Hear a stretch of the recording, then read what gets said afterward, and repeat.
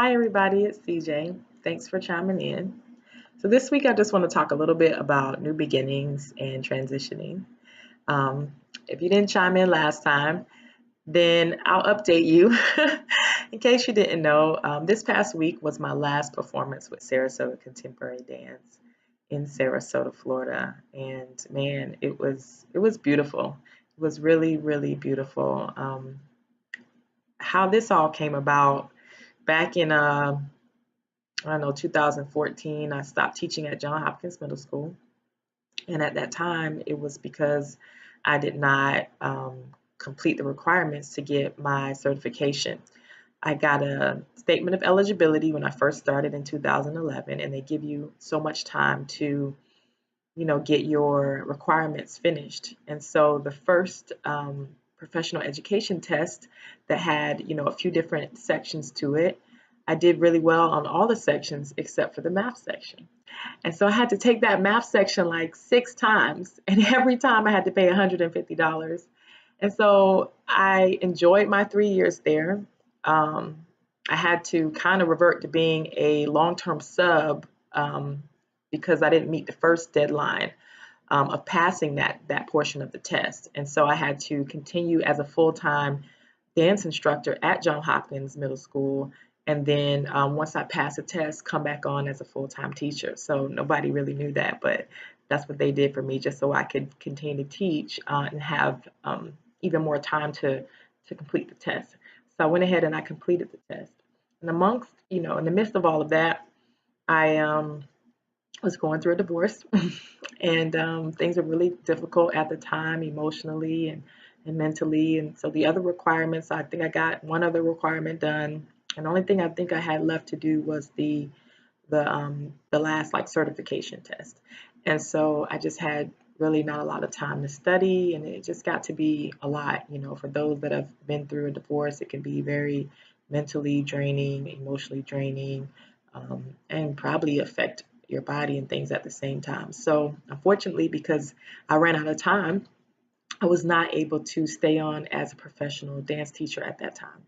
So I began to, apply for other work, and that started, a 2 year period where I was not involved in dance at all, nothing in terms of the arts. My mindset was survival, take care of my children, figuring out life along the way. So that whole summer, I continued to get paid from the school board, which was great, but it was coming to an end and I did not have employment. And believe it or not, I had to take a position, or I decided to take a position at Burger King as an assistant manager because I could not find any other work at the time. My mom was like, oh, fast food places, their managers make decent money, which this particular franchise, not so much. But, I listened to her anyway, and I just went for it. And, I didn't have any other options, coming in at the time. So I took that job, and I remember the day that I took it, I cried because I said, "Man, how do I, a graduate of Juilliard from the dance school, come back to St. Pete, teaching full time, and then how do I end up here working at Burger King, and it's not a diss, towards people that do that, but you have to understand like the opportunities and things that I had already had in my life, and so I never imagined being in that position. So luckily, I was only in that position for about 7 months. Then I started working at Ultimate Medical Academy as a admissions representative for the online campus, and later on the campus in Clearwater. So during those like 2+ years, I was not involved in the arts at all. And even though I was excelling at my position at UMA, I was not happy. And my coworkers began to see that and recognize it. And they actually did a little intervention. They actually came up to me and set me down. It was about 3 or 4 of them. And they were like, we don't know what's going on, but, your energy, you're this, you're that. And at the time I was, lying to them, basically saying, no, you guys are wrong. You don't know me, so forth and so on. But deep down, I was miserable. I was not happy. And so that's when I decided to quit my job at UMA. And I had a little online business at the time that I started. I had a couple of other sources of income that I felt like would kind of get me by until things, got better. But I didn't no longer want it to, stay in that position and be miserable. And so that kind of was what I needed to venture back into the arts. And so at the time, I think I had gained like a lot of weight. I was almost 190 pounds, so very close to 200 pounds. And so I got me a trainer, Damon Rio, the trainer I love to hate. And we began to get back in shape. And at that time, Helen Hanson French approached me about doing a project, the Motherhood Project with her, and the film that she produced. And so that began my journey back to stage. And that was in about, I think that was like 2016. And so then the beginning of 2017 is when I first did Beacon. And that was the second Beacon performance that took place.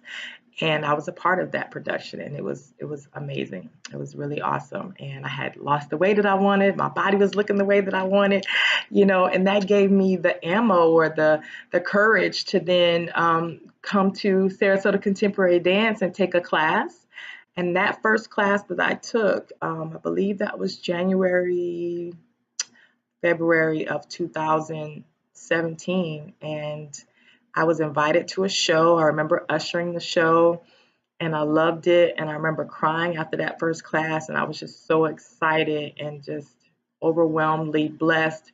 And I just knew that I belonged there. And so Lamus Palomas Wilmot, who was the artistic director of Sarasota Contemporary Dance, she said, I believe that it's divine that you're here. I believe basically that God sent you to be with us. And so I was a project-based dancer for the last production of the season in 2000. It was May 2017. And then I officially became a full-time company member in June of 2017. So here we are, about two and a half years later. That I, first had my encounter with them in the beginning of 2017. Here we are in, approaching summer of 2019, and it's coming to an end for me. So it's been a great 2.5 years. It's been great experiences. I've been hurting along the way, and it's definitely not my age. It's more so my body, injury after injury, aches and pains, chronic pain, popping, 800 milligram ibuprofen, so forth and so on. And when they tell you that a dancer's career only lasts about 10 years, yes and no. It just depends on, your experience and the injuries and different things that you kind of accrue over the years and how well you take care of your body. But, for me, coming out of Juilliard in 2006, I wasn't, I didn't have a job. I didn't have a contract. It took me a whole year before I got my first contract or position with Bill T. Jones. And even then I was,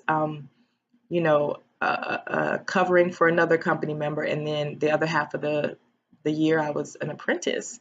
And so from there, for me, it was a lot of, stop and go through my career because I was auditioning for companies, but I was not getting hired. I would make it through the audition, but for whatever reason, they chose a different person, So You Think You Can Dance kind of happened the same way, made it through Vegas Week, top 40, was not chosen to be on the show. So that was a lot of my career. So even though, I danced with Valley Noir when they were on and popping, and Bill T. Jones for that year, and got to do some Puma commercial and print ad. And, I had some blessings along the way, but nothing that was sustainable. Like a lot of pickup work in New York City. And so, I believe my body suffered because of that. I believe that had I went straight through, maybe it would have been a little different, maybe not a lot of stop and go. So nonetheless, here I am, and I found a home with Sarasota Contemporary Dance. I found, love from all of my fellow dancers and peers, just strong, beautiful, courageous women and men, and just a huge support system. And so if it had not been for this really divine order from God to go forward and audition and take a class and just open myself up, I would not be where I am today. And I believe that, what's getting ready to happen with Journey to Freedom is definitely ordained by God, and it's just going to be so amazing. But it just took that leap of faith, that saying, what, doing good on my job, but I can't be here. I'm not happy. You know, I know that God has given me this gift of dance for a reason, and I now know my purpose. And so I plan on living my purpose, and I plan on walking in my purpose and the plan that God has for my life. And this is very much it. It is very much being a part of the arts. It is very much taking this art form to bless people, to minister to people, to share stories with people, to evoke a shift in a movement in people's lives and to heal and change lives. And this is what I'm here to do. And it's sad. I don't want to go, but it was time to go. It was time to let that part of, my career go. And I'll always, of course, be connected with the company. I'm sure I'll be back taking classes. I'm sure hopefully there'll be some future collaboration, but it's time to, step away from the stage. Not 100%, just a little bit, because I don't think I could ever stop dancing completely, but my body needs a huge break, and it's time to now put all of my energy and passion and love for people and love for God and love for myself into this work. So I hope that you all are able to tune in when it's time to showcase this amazing work that's going to be performed September 20th and 21st, 2019. We are having auditions May 18th, 2019, 12 to 5 at Mirror Lake Dance Studios. It is going to be great. Make sure you email apjostar@gmail.com. That is my production manager, April Johnson, and she will be glad to send you an audition schedule. Dancers show up at 11:30. Spoken word artists show up at 1:30. It is going to be amazing. And don't think about, oh man, it's an audition. Come and just be ready to share your story with us. Okay?